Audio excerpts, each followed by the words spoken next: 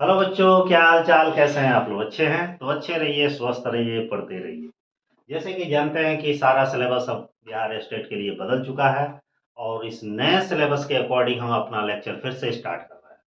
लेकिन पहले ही लेक्चर में मैं पहले ही समय पर बता दे रहा हूँ कि यह लेक्चर, क्योंकि आपके परीक्षा के देख ही रहे हैं कितना कम समय है, समझिए कि आपका मेन उस सब्जेक्ट का निचोड़ रहेगा। ये मत सोचिएगा एकदम लाइन बाय लाइन रटवा। हाँ, ये है कि सारे चैप्टर कवर किए जाएंगे, लेकिन हर एक चैप्टर में के महत्वपूर्ण बिंदुओं पर ही ध्यान दिया जाएगा, क्योंकि टाइम आपके पास भी कम है और मैं भी उतने समय में पूरा नहीं कर, तो कोशिश करूंगा कि पूरा करने का प्रयास करूँ। ठीक है, तो आइए स्टार्ट करते हैं और मन लगा के पढ़िएगा, बिल्कुल धैर्य न खोइएगा। देखिए, सबसे पहले सब्जेक्ट हमारा स्टार्ट हो रहा है कि आयकर, इनकम टैक्स। और लेक्चर हमारा फर्स्ट है और पहला चैप्टर हमारा इनकम टैक्स का शुरू होता है, आयकर का परिचय या आयकर परिचय। क्वेश्चन हमारा ये उठता है कि सबसे पहले भारत में आयकर कब प्रारंभ हुआ? तो हम जानते हैं आयकर का इतिहास। आयकर का इतिहास और किसके संदर्भ में? ये भारत के संदर्भ में। ठीक है, कि भारत में सबसे पहले हमारा इनकम टैक्स कब शुरू हुआ। तो आपसे बता दें कि भारत में सबसे पहले, सर्वप्रथम, ध्यान दीजिएगा, सर्वप्रथम जो हमारा इनकम टैक्स है, इनकम जो टैक्स है, कब लागू हुआ था? 1860 ईस्वी में। कब लागू हुआ था? इनकम टैक्स 1860 में लागू हुआ। ठीक है ना? जिसने लागू किया उनका नाम था सर जेम्स विलियम। ठीक ना, विलियम। क्वेश्चन बहुत बड़ा यहाँ पे एक मुद्दा, टॉपिक उठता है कि आखिर 1860 में क्यों लगा था? इसलिए लगा था कि देश में 1857 में स्वतंत्रता की क्रांति हुई थी। स्वतंत्रता क्रांति हुई थी या स्वतंत्रता आंदोलन हुआ था। मालूम है 1857 का आंदोलन? तो उस आंदोलन में इतनी क्षति हो गई थी अंग्रेजों की कि भाई उस क्षति की पूर्ति के लिए सर जेम्स विलियम जो थे, ये बहुत बड़े अर्थशास्त्री थे, इन्होंने क्या किया, 1860 में एक एक्ट नया बनाया कि आयकर अधिनियम या आयकर लगाया गया, और इसलिए कि ताकि उस हानि की, उस घाटे की पूर्ति कर सके। बहुत संक्षेप में चल रहा है। इसके बाद से कुछ समय बाद, इसके बाद से 1860 में लगा। 1860 में हमारा लगने के बाद से एक चीज और, 1860 में आयकर लगा था, ये सभी प्रकार की चीजों पर लगा था, हर एक आदमी पर, हर एक वस्तु पर टैक्स लगा दिया, दो भाई पैसा।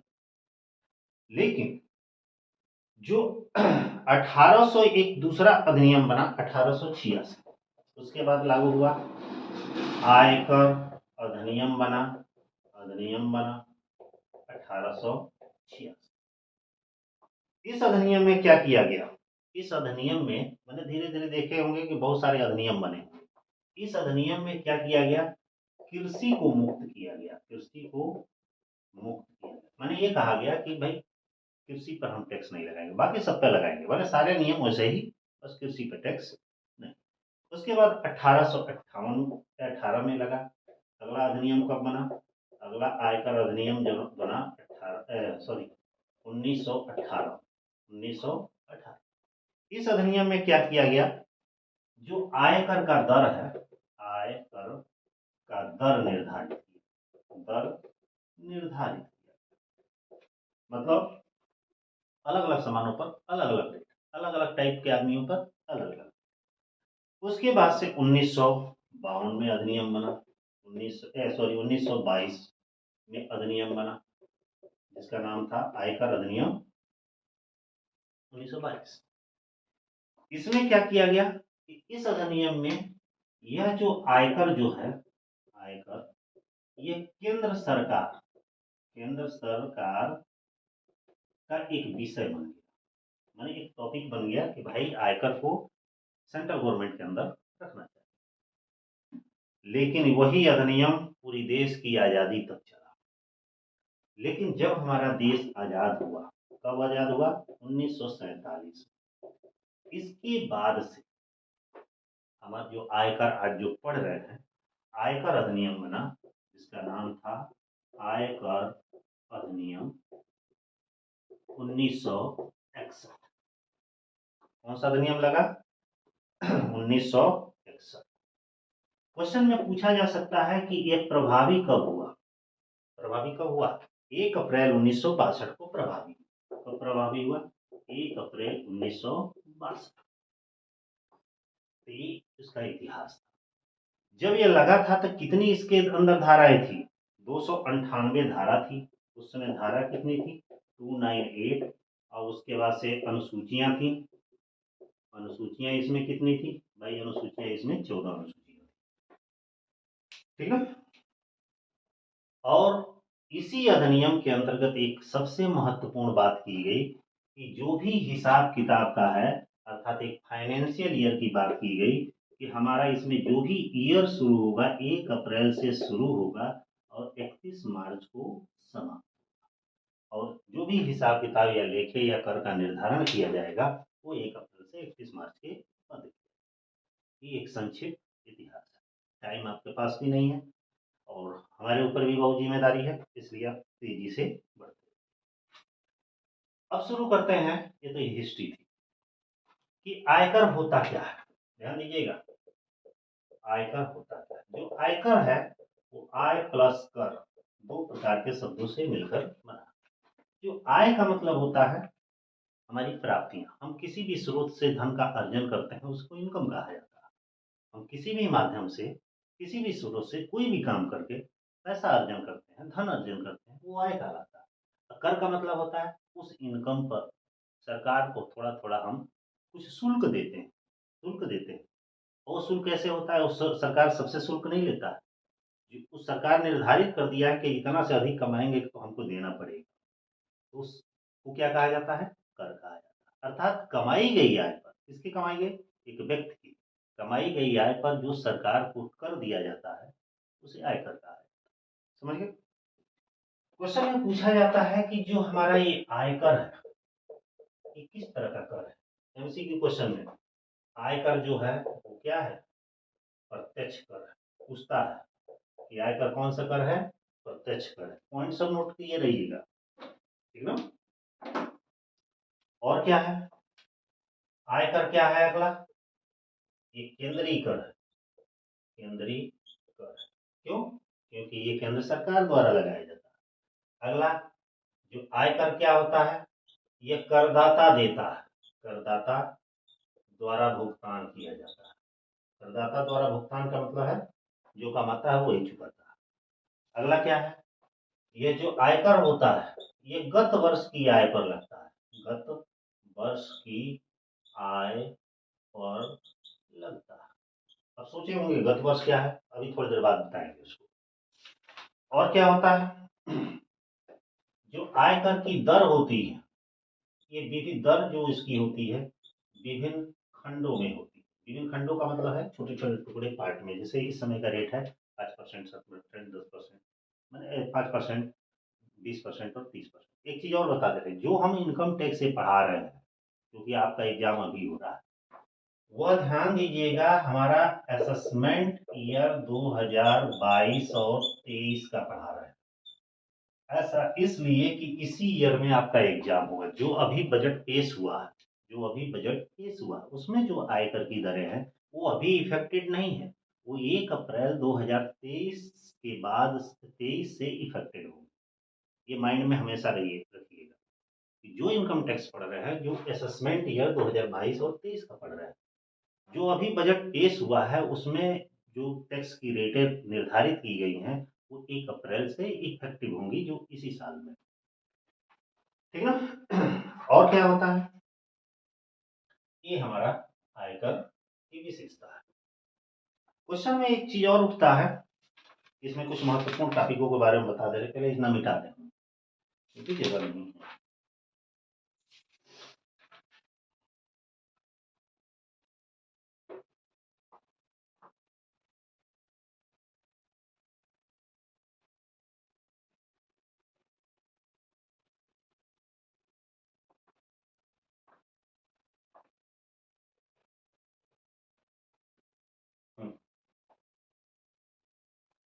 अगला इसमें दिया गया है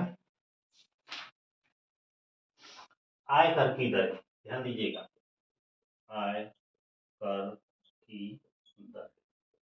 जो इनकम टैक्स है इसकी दर को 3 कैटेगरी में बांटा गया। ध्यान से देखिएगा, जो इस ईयर का असेसमेंट ईयर अभी मैं बताया, असेसमेंट ईयर 2022 और 23 का जो है इसकी दर कुछ अलग ढंग से। क्या दर दे रहा है? व्यक्ति, व्यक्ति मीन्स करदाता, जिसकी आय 60 वर्ष से कम है। ध्यान दीजिएगा, जिसकी आयु 60 वर्ष से कम है, पहला भाग। दूसरा भाग, जिसकी आयु 60 वर्ष से अधिक और 80 वर्ष से कम है। और तीसरा भाग, वह व्यक्ति जिसकी उम्र 80 वर्ष या उससे अधिक है, उससे अधिक अधिक। ये स्लैब है। पहला वाला में आइए, जैसे मान लीजिए 60 वर्ष से कम उम्र, जैसे हम लोग है 60 वर्ष से कम है, इनके लिए टैक्स का रेट क्या है? ध्यान दीजिएगा, प्रथम 2,50,000 जो इनका टैक्स है वो 0%। मतलब इसका है कि कोई भी आदमी, कोई का मतलब 60 वर्ष से नीचे वाला जो 2.5 लाख रुपए तक कमाएगा उसको 1 पैसा टैक्स नहीं देना, मैंने टैक्स फ्री। उसके बाद अगले 2,50,000 पर इसका टैक्स कितना है भाई? 5% है। फिर अगले 5 लाख, 5 लाख इसका टैक्स कितना है? 20% है। फिर अगले अगले नहीं, शेष, इसके बाद यदि कुछ अमाउंट बचता है तो उस पर हमारा टैक्स कितना है? 30%। ये हमारा टैक्स का रेट है। ठीक है, आगे बढ़ते हैं। ये तो समझिए, इसमें क्या है? प्रथम प्रथम 3 लाख पर टैक्स हमारा कितना है? 0%। फिर हमारा अगले 2 लाख पर टैक्स हमारा कितना है? 5% है। फिर अगले 5 लाख पर टैक्स कितना है? 20% है। और फिर इसके आगे यदि कुछ शेष बचता है तो इस पर हमारा टैक्स 30%। ये दूसरा है, इसके लिए 60 वर्ष से अधिक और 80 वर्ष से कम वाले। इसमें क्या है? प्रथम 5 लाख इस पर टैक्स 0%। फिर अगले 5 लाख पर इस पर टैक्स सीधे 20%। फिर अगले अगले का मतलब शेष, इस पर टैक्स 30%। यह स्लेब का रहता है। यह जो पहला वाला स्लेब है ये सामान्य व्यक्ति के लिए, चाहे वो स्त्री हो या पुरुष। दूसरा वाला जो स्लेब है इसको वरिष्ठ नागरिक कहा जाता है। वरिष्ठ नागरिक, क्योंकि वरिष्ठ नागरिक उसको कहा जाता है जो 60 वर्ष से अधिक या 60 वर्ष की उम्र पार कर गया। इसको कहा जाता है, जो तीसरा वाला स्लेब है, अति वरिष्ठ, अति वरिष्ठ नागरिक।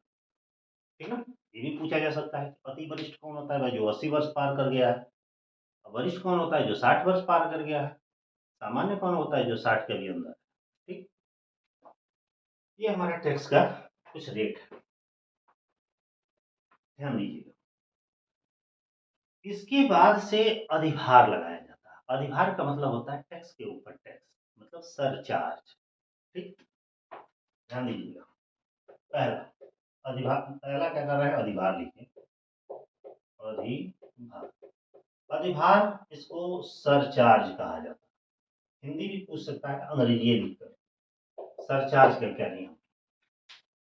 सरचार्ज कहता है कि यदि आप 50 लाख से अधिक और 1 करोड़ तक कमाते हैं तो 10% सरचार्ज। कितना है? यदि 50 लाख से अधिक आय है, 50 लाख से अधिक और 1 करोड़ तक है, तो सरचार्ज कितना परसेंट है भाई? 10%। सरचार्ज सरकार कहती है ये वाला टैक्स तो हम लेवे करेंगे, लेकिन यदि इस दायरे में है तो और लेंगे। जैसे 50 लाख से अधिक कमाते हैं और 1 करोड़ तक कमाते हैं, इस टैक्स के अलावा चाहे जिस कैटेगरी में हो 10% और लेंगे, ये सरचार्ज। फिर क्या कहती है भाई? दूसरा है कि यदि आय 1 करोड़ से अधिक है, 1 करोड़ से अधिक और 2 करोड़ तक है, करोड़ तक है, तो सरचार्ज कितना है भाई? 15% है, 15%। सरकार कहती है अब यदि इस दायरे में नहीं है तो इस दायरे में होंगे। यदि आप 1 करोड़ से अधिक सालाना कमाते हैं लेकिन 2 करोड़ तक कमा लेते हैं, तो हम इसके अलावा 15% और लेंगे, मतलब ये नहीं लेगा, यही लेगा। ठीक है। फिर कहता है सरकार कि यदि आय 2 करोड़ से अधिक है, 2 करोड़ से अधिक है। एक चीज और बता दें कि जो इनकम टैक्स है मेरा फेवरेट सब्जेक्ट है, मैं यही लगभग 15-16 साल से मैं पढ़ा रहा हूँ इनकम टैक्स। ठीक है ना?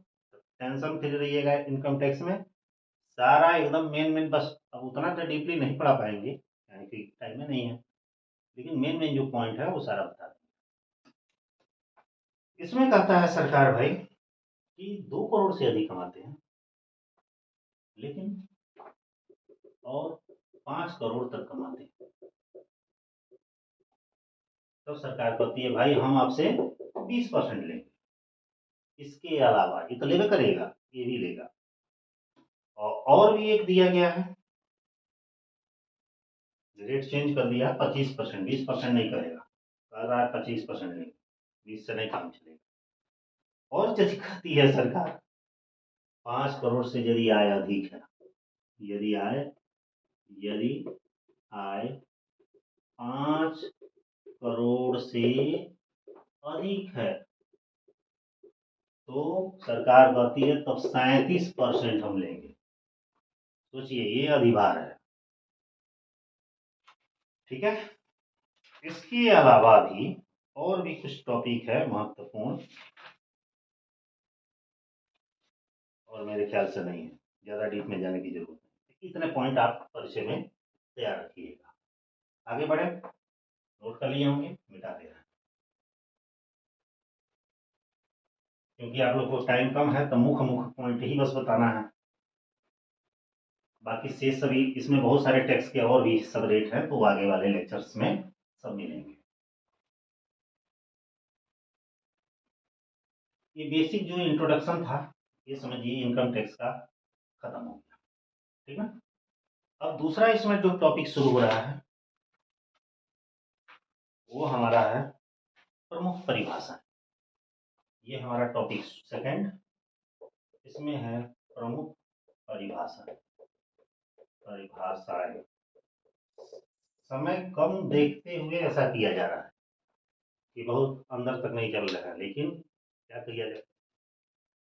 अब पहले स्टार्ट करते हैं।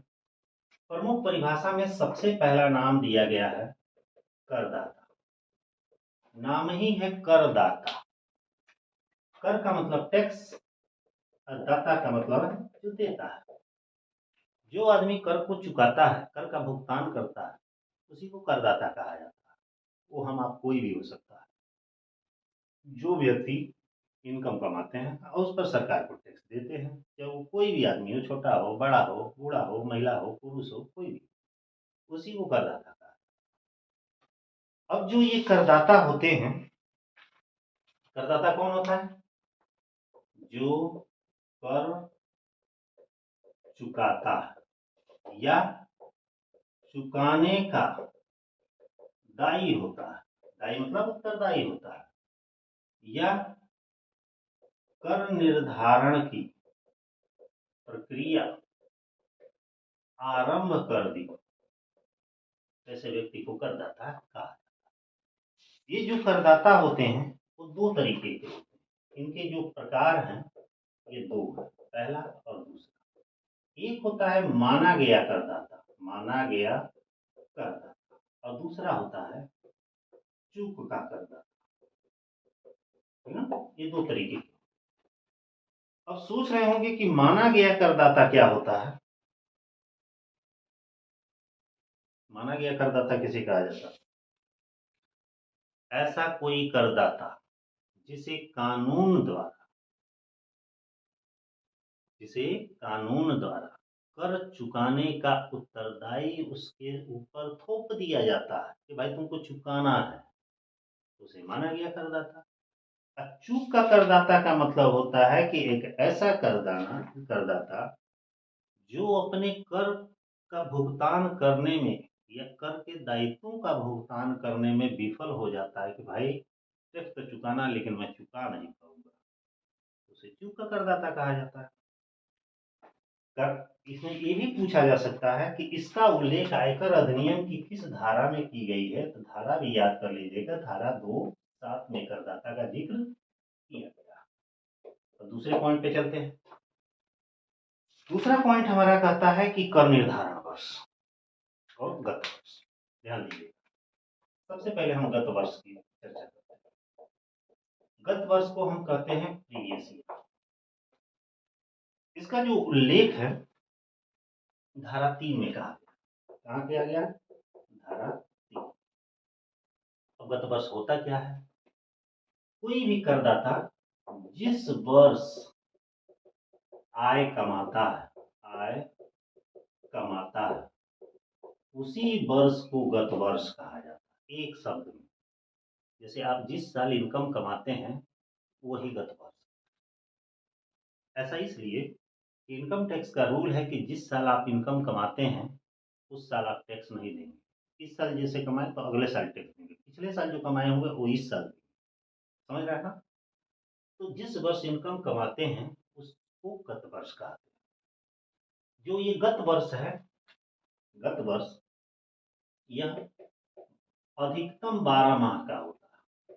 अधिकतम कितने? तो अधिकतम 12 माह का होता है। जो हमारा गत वर्ष होता है अधिकतम 12 माह का होता है, लेकिन कम भी हो सकता है, कम भी हो सकता है। मतलब अधिक से अधिक 12 माह का होता है, कम तो कुछ भी हो सकता है। अब कम क्यों होता है?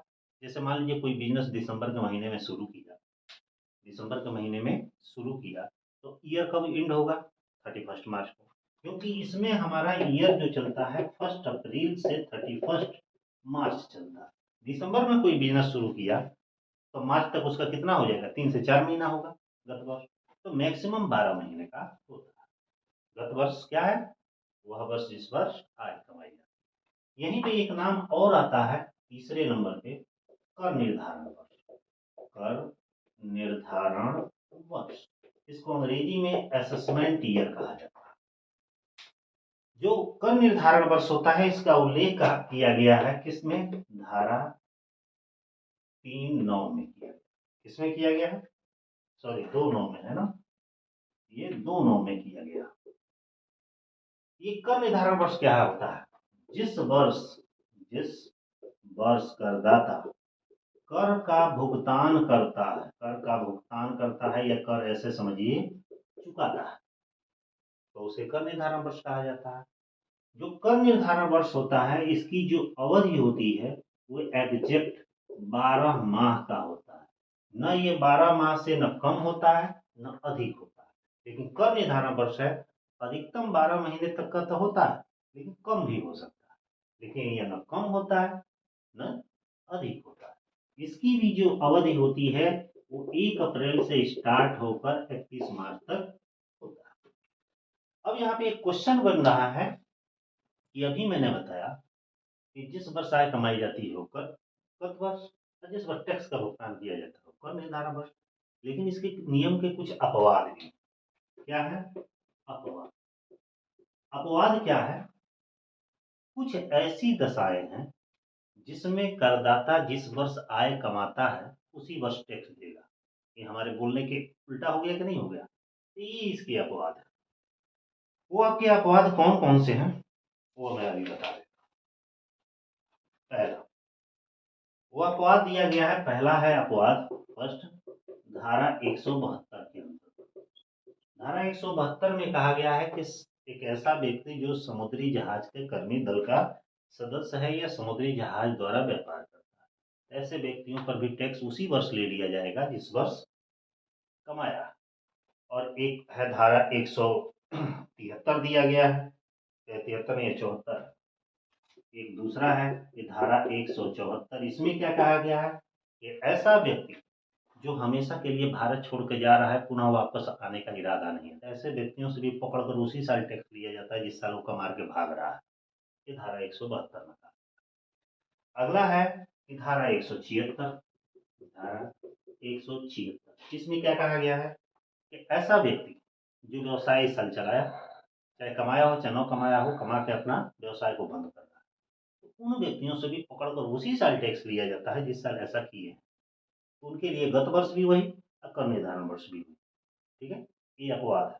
एक और दिया है कि धारा 100 कौन सा है भाई, धारा 175, ये ऊपर नीचे दिया है। इसमें क्या कहा गया कि ऐसा व्यक्ति जो कर बचाने के उद्देश्य से, माने टैक्स बचाने के उद्देश्य से अपनी संपत्ति या अपनी आय दूसरे की आय को ट्रांसफर कर देगा, भाई मेरा नहीं है अब इसका है, तो ऐसे व्यक्तियों से भी पकड़कर उसी साल टैक्स ले लिया जाता है जिस साल ऐसा किए। तो उनके लिए गत वर्ष भी वही और कर निर्धारण वर्ष भी, तो ये उसके अपवाद है। बाकी सामान्य दशाओं में तो यही नियम लागू।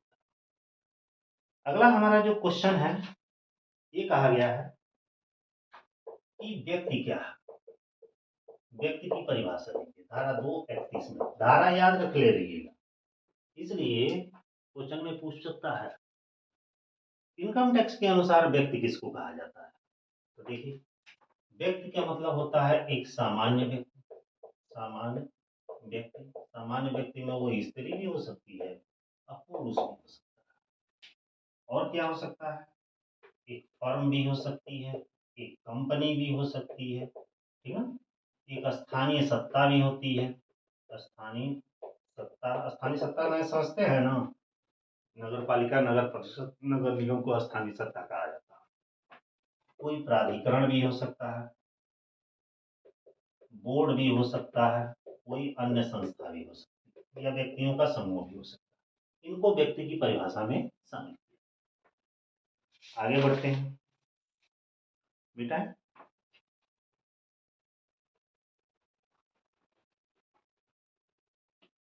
केवल मुख्य मुख्य बिंदु चल रहा है।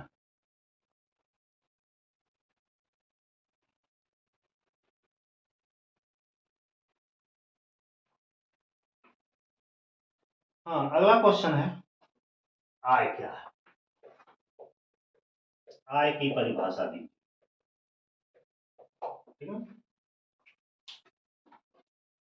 ध्यान दीजिए, आय किसे कहते हैं, इसके उल्लेख किया गया है हमारा धारा 224। इसको तो मुझे वानी बता देना है, ऐसे समझिए, एक ऐसा आदमी किसी भी स्रोत से, किसी भी साधन से धन का अर्जन करता है, वही आय। सड़क पर मिल गया वो भी आया है, नौकरी किया वो भी आया है, बिजनेस किया वो भी आया है, जमीन खरीदा बेचा वो भी आया है, कुछ भी किया, पॉकेट मार लिया वो भी आया है, वो सब इनकम की श्रेणी में आता है।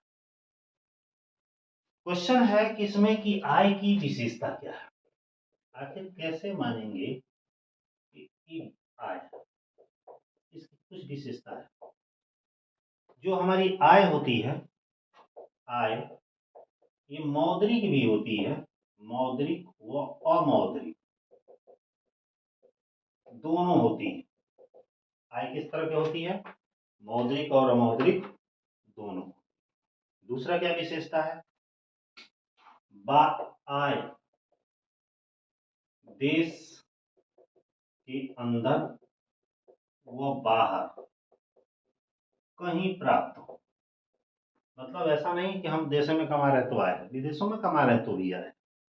अगला, आय जो होती है वो हमारी वैधानिक व अवैधानिक दोनों होती है। क्या होती है? दोनों होती है।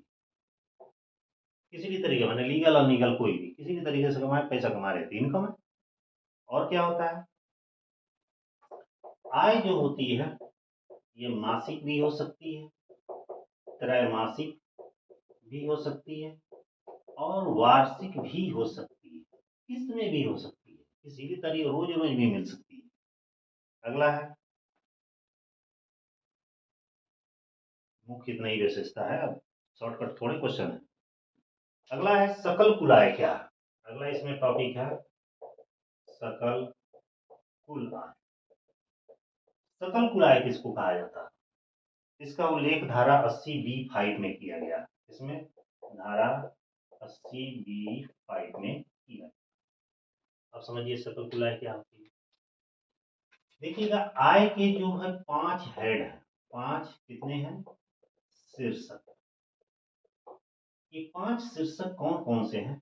एक है वेतन से आय, वेतन से आय। दूसरा है मकान संपत्ति से आय। अगला है व्यापार व पेशे से आय, पेशे से आय। अगला है पूंजी लाभ से आय, पूंजी लाभ से आय। और अगला है अन्य साधन से आय। ठीक है, माने इनकम टैक्स कहता है कि भले आय के हजारों रास्ते हैं, लेकिन हमारे अनुसार आय के 5 रास्ते। एक वेतन से, मैंने नौकरी उकरी करके। एक मकान संपत्ति को, मकान को किराए पर देके। एक बिजनेस या पेशा वगैरह करके। एक पूंजी लाभ, कोई प्रॉपर्टी वगैरह का काम करके, ज्वेलरी का काम, डायमंड का काम, शेयर का काम करके। और इसके अलावा जितने भी हैं वो अन्य साधन से। इन पांचों आयों को जब हम जोड़ देते हैं तो यहाँ जो आता है इसी को सकल कुल आय कहा जाता है। समझिए। इसी तरह एक और क्वेश्चन इसी पे है, कुल आय किसे कहते हैं? ध्यान दीजिएगा, कुल आय। कुल आय को अंग्रेजी में टोटल इनकम कहा जाता है। इसका उल्लेख जो हमारा किया गया है धारा 245 में। कितना किया गया? धारा 245। कुल आय का मतलब होता है कि जब सकल कुल आय में से हम घटाते हैं, क्या घटाते हैं? धारा 80C से लेकर 80U तक की जितनी भी कटौतियां होती हैं इसको घटा देते हैं, जो हमारा आता है यही हमारा कहलाता है कुल आय। सीधे से समझिए, जब सकल कुल आय में से धारा 80C से 80U तक की कटौतियां घटा देते हैं तब सकल कुल आय आता है। क्लियर? हाँ, और क्या है इसमें? वित्तीय वर्ष तो जान ही है, वित्तीय वर्ष तो जानते ही हैं। वित्तीय वर्ष क्या होता है? वित्तीय वर्ष का मतलब है 1 अप्रैल से स्टार्ट होकर 31 मार्च को समाप्त होता है। इसको वित्तीय वर्ष कहा जाता है। सारे क्वेश्चनों का हम एमसीक्यू दे देंगे आप लोगों को, टेंशन किस रहिएगा, है ना? बस पढ़िए मन लगा। फिलहाल इतना है, ठीक है। अब पढ़ाई जोरों से एकदम स्टार्ट कर दीजिए, टाइम कम है, फिर भी प्रयास करूंगा जितना हो सकता है कर दें। और इतना कम समय में तो आप समझ ही सकते हैं, मैं बार बार आपसे कह रहा हूँ, लेकिन अपने स्तर से जितना हो सकता है मैं कर दूँ। ठीक है। अगला जो हमारा चैप्टर होगा, एक एक दिन मैंने एक एक लेक्चर में समझिए कि 2 3 4 चैप्टर कवर होंगे, क्योंकि अब मेन मेन पॉइंट पर फोकस करना, पूरा एकदम डीप में नहीं घुसना। अगला जो हमारा चैप्टर होगा कृषि आय होगा, फिर उसके बाद से कर मुक्त आय होगा, निवास स्थान कर दायित्व होगा, ठीक ना? तो ये 3 चैप्टर को एक साथ कवर करेंगे, फिर अगले लेक्चर में 2 3 चैप्टर को कवर करेंगे, ऐसे ऐसे करके जल्दी जल्दी कवर करके खत्म कर दिया जाए, क्योंकि 10 दिन गिने चुने बचा ही है। और सबसे ज़्यादा एमसीक्यू पे फोकस करिएगा आप लोग, मेन मेन बिंदुओं को मैं बता दूंगा। ठीक है, फिर नेक्स्ट लेक्चर में मिलते हैं।